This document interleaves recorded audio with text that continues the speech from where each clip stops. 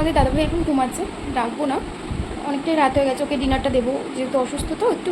আর আজকে সকালবেলা ওর ব্লাড নিয়ে গেছে টেস্টের জন্য, তো বলেছে যে আজকে একটু দুধ দিতে।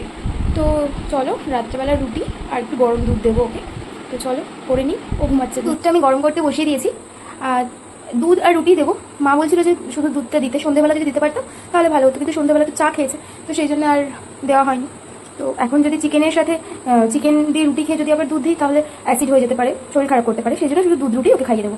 3টে রুটি নিয়েছি আর 1 গ্লাস দুধ। তো চলো ওকে দিয়ে দিই, ডাকি ঘুমোচ্ছে এখন। ভগবান গো, ওটো ওটো ওটো ওটো,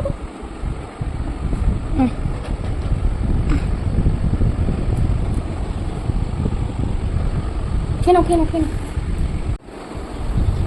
চিনি ঠিক আছে? তো চলো তোমার দাদাভাই এখন খেয়ে নিক। ডিনারটা কমপ্লিট হয়ে গেলে একটা ট্যাবলেট ওকে খাওয়াতে হবে। তো চলো ওকে কমপ্লিট করে নিই ডিনারটা।